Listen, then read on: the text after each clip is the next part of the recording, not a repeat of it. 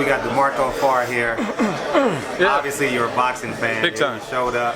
And are you a Triple G fan or are you just a big boxing You fan? know, always a Triple G fan. I love to see him fight. I love to see some other guys step up and fight him. I'm happy that Jacobs is taking the challenge. It's going to be one hell of a fight. The funny thing is, I walked into this gym thinking, okay, I outweigh Triple G by twice as much. I'm twice as heavy as him. I wonder if he hit me with a right hand, could he knock me out? Well, he answered that the first right hand he threw. Seeing it up close, wow. Seeing it live and in person, wow. I hope Jacobs is ready for that. I'd love to see the other camp, but watching this right here, oh my God. Now, you're one of the few guys in all of sports to win a collegiate championship and an NFL championship, right? And your quarterback just made it to the NFL. The Hall of Fame. Hall of Fame. Yeah, Hall of yeah. Fame. Now, congratulations to him. What's it take to be a champion? And you played alongside Steve Entman, no? Oh, yeah. Steve Entman. Yeah. And what's it take to be a professional athlete and the determination it takes to be a champion at both levels? You know, we were just talking about this. Don James is your coach, huh? Don James. We were just talking about this, about Triple G, about how he lives his life and how he trains. The guy's ready to go year round. He never gets out of shape. So to me, that's the heart and the dedication of a true champion. So same thing in football. The teams we were on in Washington with Steve Entman, the teams I was on in St. Louis with Kurt Warner, those two championship teams had one thing in common. The main thing was the main thing. And it was just about being the best that we could possibly be, and it was team-wide. So it's hard to do when you got 53 other guys that you need to drag along in the same direction.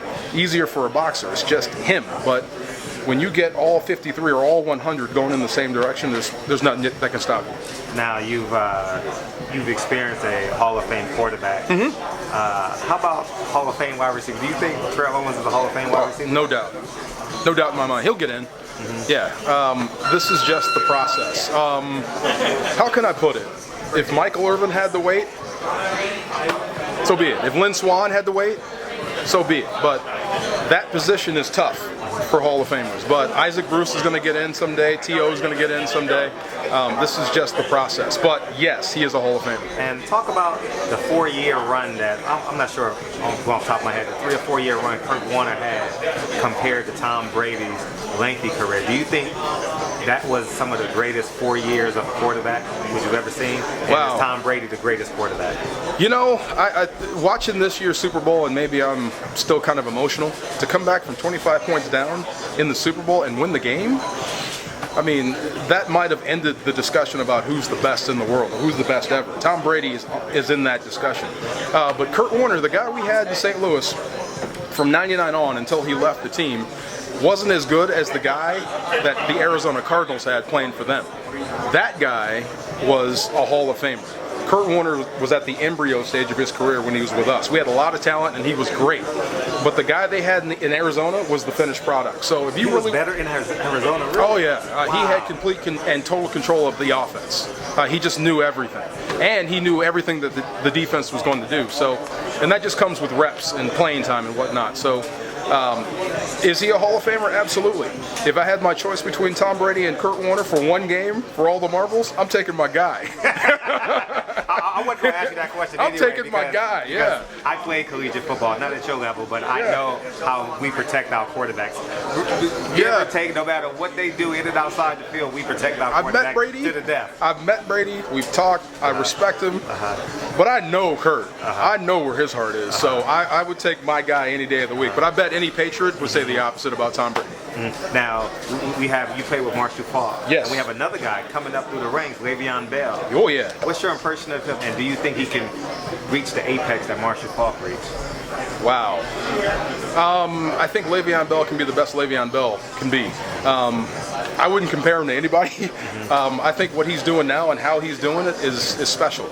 You don't see many running backs that can tiptoe up to the line of scrimmage and then burst like that. That are that big, that size. Can block, can catch, can do it all. So if Le'Veon Bell stays healthy, a little luck involved there, I think when Adrian Peterson cycles out of the NFL, he's going to be the best running back in the league. What does retired NFL football players do these days? I'm still working.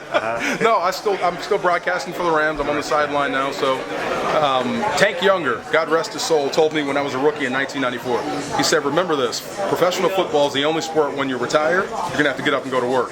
And I'll be damned if that's not true.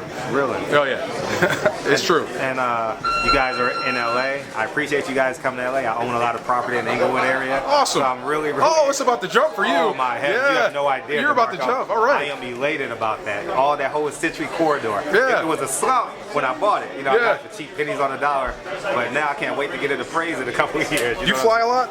I do sometimes. Okay. I used to a lot. If you ever have a layover in St. Louis, don't mention that to them. Don't mention that. Opposite, don't right? mention you're happy about that. It's the complete opposite. Okay, going into next season, would New England be the favorite, or would you consider the Pittsburgh Steelers? Atlanta. What happened? Talk to me. What happened? You said Atlanta. You got Tom Brady. You got Belichick. Look, are you a fan of TV shows and movies? Yes. Very Zombie much. movies? Yes. You can't kneecap a zombie. You got to brain it to kill it. You left Brady with too much time and an opportunity, and he came back and beat you. So Atlanta's a great football team. They're going to be right back in the mix next season. I wouldn't rule them out. But as long as Tom Brady's still walking the earth, the Patriots are a threat to everybody. And boxing's coming up. We have Danny Garcia. Yeah, man. yeah. I'm getting hot. See, look at me. I'm sweating. I'll let you go after this question. No. I'm getting hot. They were just talking about that too. Who do you take? I got Keith Thurman winning that fight just because he's a little Are you more sure about agile. that? I'm as sure as 70%. 70% Okay. sure. 70%. You want him to win, or you think he's going to win? No, I don't have a dog in the race. I really don't have a dog in Okay. the race. I think Danny Garcia is a great guy. I've interviewed him 20, 30 times, more than I've interviewed Keith Thurman. Yeah. And but I just think he uses both hands a little bit better. Yeah. In the second half of the fight, he won't go downhill as quick as a Keith Thurman will go downhill. Okay. You know. Okay. That's my view on it. I can't wait to see the fight. I can't wait to see who wins. I think Thurman can crack. Yes. I really do. I think he can crack. So if he touches Danny, down goes Danny. But same thing, if Danny gets that blind left hook in. Oh, you're a boxing fan. You know all about it. If he gets that blind left hook, I mean, you see what happens. You can get Rod Salka in a minute. No, you really know boxing now. Yeah. I'm talking to a real boxing fan. You can get hurt big time. I mean, he's got power, but I can't wait to see the fight. I like it when the best fight the best. Sure. Yeah, I can't stand like chasing guys for 5 years just to see one fight. And I want to see the best fights possible. And my last question. If you were a fighter, you would be a heavyweight. No doubt. Who's the best heavyweight in the game today? The best heavy in the game today. Anthony Great Joshua, question. Deontay Wilder just won this past Saturday. Klitschko is fighting for redemption. You know, okay, I just saw Wilder fight. Just saw that fight, and he was losing until he landed the right and knocked him out. I still got to go with Klitschko. Klitschko. Yeah. So Klitschko will beat Joshua. I think he had a hiccup against Tyson Fury. If they had the rematch, I think Klitschko would have beat him. So I'm still taking Klitschko until he retires. Yeah, best heavyweight. I haven't seen Joshua fight that much though. Okay. I like the way he looks. He's been strategically placed, but he's a hell of a fighter. Yeah. He has a pedigree though. Okay. Olympic gold medalist. Yeah. Perfect Adonis. Like Frank Bruno when we were younger.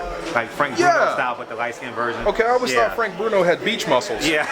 You know what I mean? Yeah. Not boxing muscles, but beach muscles. But yeah, I mean, if he gets through Klitschko, obviously that's recognition. But for right now, if I had to pick my top heavyweight, no disrespect to the bomb squad, I still got to take Klitschko. He's still the guy to me. Appreciate your time, brother. You got to.